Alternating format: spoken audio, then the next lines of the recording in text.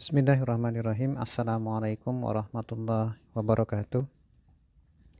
Alhamdulillahi wahdah, wassalatu wassalamu ala man la nabiyya ba'dah, wa ala alihi wa sahbihi wa mawalah, wa la khawla wa la quwata illa billah.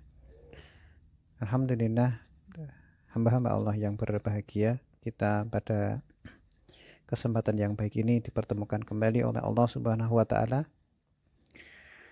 Meskipun kita dipertemukan secara virtual, mudah-mudahan tidak mengurangi semangat kita dalam menuntut ilmu agama, dan mudah-mudahan ini menjadi satu pemberat timbangan amal kita di hadapan Allah Subhanahu wa taala. Pada kesempatan yang baik ini kita akan mulai belajar tentang satu konsep yang saya tahu, saya pelajari, dan saya ilmui dari guru saya, Ustadz Muhammad Nadif Khalyani. Konsep tersebut sering ditajuki dengan nama konsep LS atau konsep lalat dan sampah. Ini merupakan konsep pengobatan yang timingnya atau kita biasa tempuh sebelum seseorang melakukan ruqyah syariah. Orang juga menyebutnya dengan konsep tazkiyatun nufus, ya. Nah, ini merupakan satu konsep yang mendasar yang perlu ditempuh oleh seseorang yang mungkin merasa sakit, ya, merasa terkena gangguan jin, terkena sihir dan sebagainya. Nah, konsep ini dituangkan oleh beliau Ustadz Nadif dalam buku beliau Lalat dan Sampah, dan beliau mengemukakannya dalam bentuk cermin-cermin, ya. Beliau beri judul demikian bab-babnya, dan kita akan mulai pelajari hasil pemikiran beliau cermin demi cermin. Hamba Allah yang berbahagia, mungkin kita pernah suatu ketika mengalami satu kesempitan rizki, ya. Ketika kita mengalami kesempitan rizki, ada sebagian dari kita berpikir bagaimana kita dapat bekerja lebih keras, ya. Kemudian bagaimana kita berikhtiar lebih banyak, ya. Bagaimana kita lebih cerdas dalam bekerja dan seterusnya. Dan hal itu hal yang tidak keliru, tidak sepenuhnya salah. Hanya saja Al-Quran mengajarkan kepada kita untuk melihat lebih jauh dari hanya sekedar melihat ikhtiar-ikhtiar kita. Al-Quran mengajarkan kita untuk melihat lebih dalam dari apa yang sekedar terlihat di mata, ya, atau apa yang sekedar dipahami oleh akal. Kita akan melihat bagaimana Al-Quran menyelesaikan masalah rizki ini. Dan Allah firmankan di surat ke-71, surat Nuh, Allah Subhanahu wa taala bernya, "Fakultus taghfiru rabbakum innahu kana ghaffaro." Maka aku berkata kepada mereka, mohonlah ampunan kepada Tuhanmu, sungguh Dia Maha Pengampun. Ini mengawali apa yang harus kita lakukan, yaitu istighfar, minta ampun kepada Allah Subhanahu wa taala. Lalu apa yang akan kita peroleh setelah kita minta ampun kepada Allah Subhanahu wa taala? Allah berfirman, "Yursilis samaa'a 'alaikum midrara." Niscaya Dia akan menurunkan hujan yang lebat dari langit kepadamu. Kemudian, wa yumdidakum bi amwali wa banina wa ja'al lakum jannati wa ja'al lakum anhara.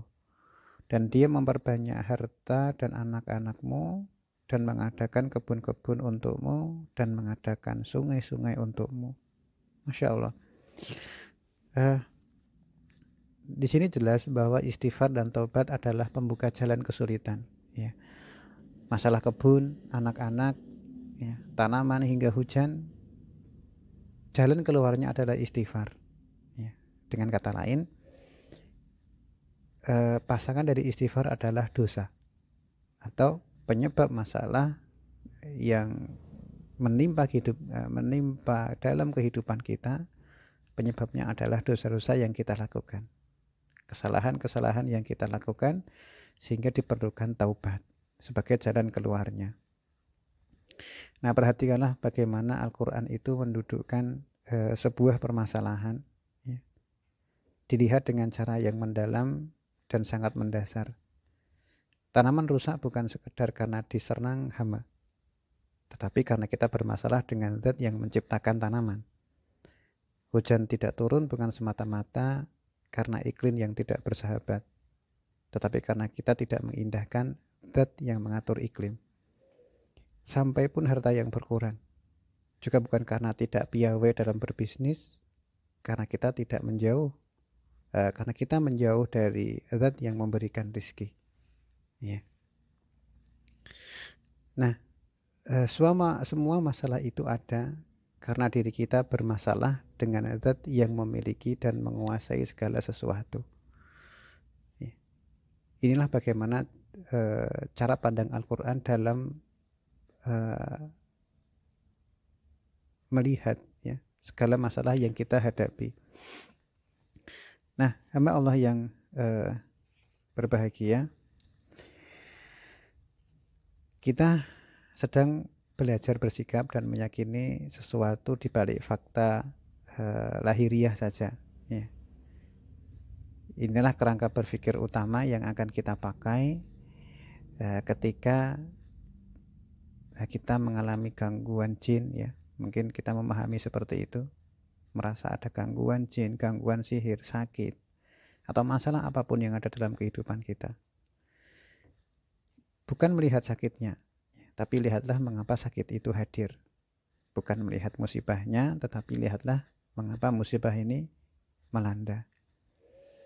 Jadi persoalan serius dalam terapi rohani atau pengobatan yang bersifat abstrak, ya, atau tidak berwujud adalah sudut pandang dan cara melihat peristiwa dengan sudut pandang yang berbeda, ya. Nah, terapi ruqyah syariah yang mungkin sedang kita akan jalani itu sebetulnya adalah satu cara untuk menemukan sisi lemah dalam diri kita, menemukan sisi buruk dalam diri kita, kemudian kita memperbaikinya, ya. Kita bersungguh-sungguh menemukan sisi lemah dalam diri ini, kemudian dengan kesungguhan itu, maka Allah Subhanahu wa taala akan menentukan jalan-jalan kesembuhan. Nah, kerangka berpikir seperti inilah yang akan kita tempuh, ya.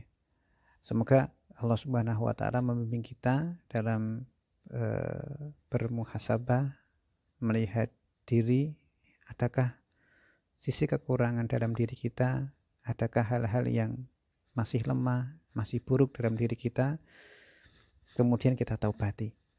Nah, semoga Allah Subhanahu wa taala membimbing kita semua. Wassallallahu ala nabiyyina Muhammad wa ala alihi wa sahbihi wasallim. Assalamualaikum warahmatullahi wabarakatuh.